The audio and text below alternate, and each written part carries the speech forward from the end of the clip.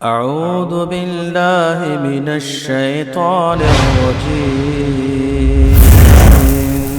بسم الله الرحمن الرحيم.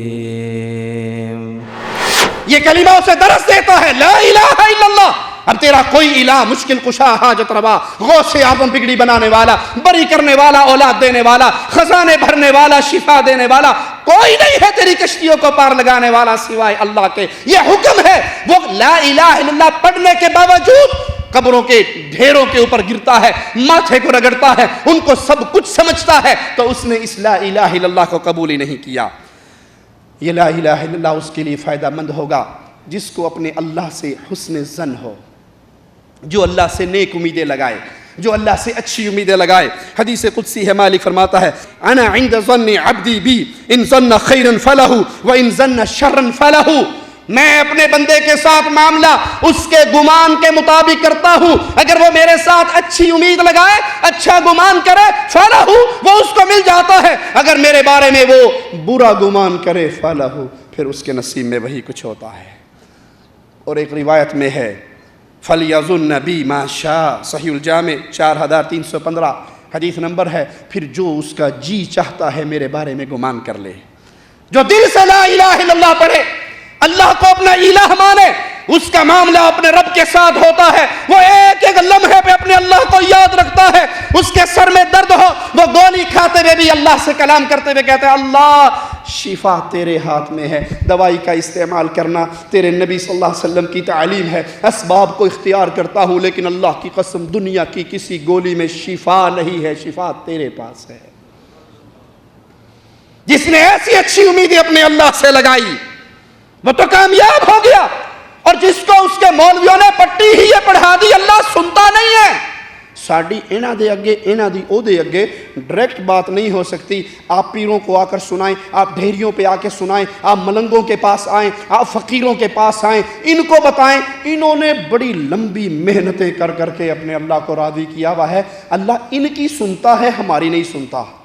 ان کی کیوں سنتا ہے جی تو انہوں نہیں پتا. وہ 40 سال تک دھاگے سے کنویں میں الٹے لٹک کے اللہ کو یاد کرتے رہے. اس بابا کا ذرا مجھے جرم بھی بتا دو جس کو 40 سال الٹا لٹکایا گیا. آپ نہیں سمجھتے دریائے راوی پہ ہمارے پیر صاحب نے ایک ٹانگ پہ کھڑے ہو کے 40 سال چلا کاٹا. یہ بگلے دی نسل سے اگلاتے کھلوتا رہتا ہے, بندے دا پتر تے اگلاتے نہیں کھلو سکتا. انہوں نے محنتیں کر کے اللہ کو راضی کر لیا. اب کوئی ڈائریکٹ اللہ سے نہیں مانگ سکتا. اشرف جلالی صاحب خبر پرستوں کے ایک وکیل ہیں, وہ کہتے ہیں کہ کچھ خاص لوگ ہیں جو ڈائریکٹ اللہ کو پکار سکتے ہیں. ہر بندہ نہیں پکار سکتا.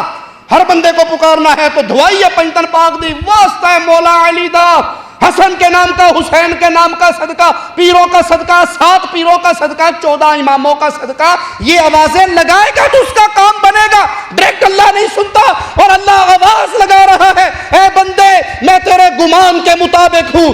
اچھا گمان کرے گا تو اچھا پالے گا, برا گمان کرے گا تو تیرا نصیب برا ہو چکا ہے. یہاں یہ بات ذہن میں رکھنی چاہیے کہ لوگ پڑھتے ہیں حدیث شریف اذا استعنت فاستعن باللہ, کہ جس وقت بھی تم مدد مانگو رب سے مانگو.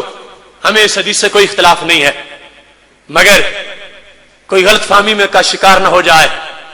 تم آئے ہر مرغ کے انجیر نیس, ہر بندے کا یہ مقام نہیں ہے کہ بھوک لگی ہوئی ہو تو کہے میں نے کسی سے انہیں نہیں کہنا کہ کھانا لا کے دو. وہ خاص لوگ ہیں, ان کا مقام ہے اور ان کے لیے یہ حکم بھی ہے.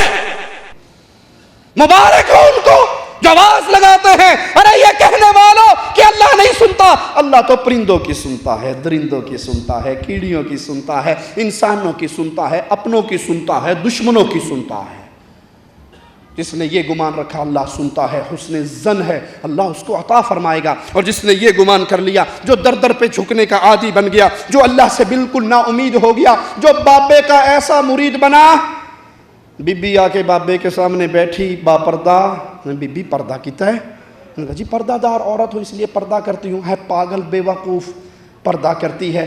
ارے اگر پیر صاحب نے آج تیرا منہ نہ دیکھا حشر میں کیسے پہچان کے بخشوائیں گے. بی بی بے غیرتی دا پورا پھاٹک کھول دیں دی. پیر جی رج کے ویکھ لو. اور معاملہ صرف دیکھنے دکھانے تک نہیں پہنچتا, عزتوں کے لٹ جانے تک پہنچتا ہے. پھر صبح کو آواز لگتی ہے, صبح کو آواز لگتی ہے, اخبارات کی سرخیاں بنتی ہیں, پیر صاحب جعلی تھے, کاروائی پا کے پجا کے کڑی نال لے گئے, پیر صاحب جعلی تھے.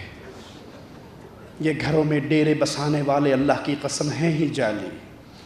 عزتوں کے رکھوالے محمد رسول اللہ صلی اللہ علیہ وسلم. اور میرے پیارے حبیب نے یہ تعلیم, جس کو عادت ہی یہ پڑ گئی کہ پہلے پیر کے گھٹنے چھونے ہیں, اس کو اپنا منہ دکھانا ہے, شادی ہوتی ہے خامد منہ لڑکی کا بعد میں دیکھتا ہے, پیر شادی شہید لڑکی کا منہ پہلے دیکھتا ہے. وہاں پہ کس کو یہ امید ہوگی کہ اللہ سنتا ہے؟ وہاں پر تو امیدیں یہ بن چکی ہے, بابا دھنکا ڈنڈے مار دے گا, حکومتیں مل جائیں گی, فلاں پیر کے آپ پیر طوطے شاہ کا نمک چاٹ لو گے, بچہ بولنا شروع کر دے گا, فلاں پیر کا تیل کان میں ڈال لو گے, فلاں مصیبت ختم ہو جائے گی, بابا ابن شاہ کے گیڑے ماراؤ گے تو اولادیں مل جائیں گی. وہاں ظالموں نے, علماء سو نے عوام الناس کا بیڑا غرق کر دیا, اللہ سے دور کرتے ہوئے ان کو مردوں کا اسیر بنا دیا.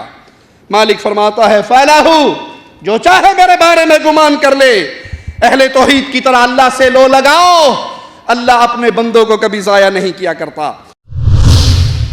كنتم خير أمة أخرجت للناس تأمرون بالمعروف وتنهون عن المنكر وتؤمنون بالله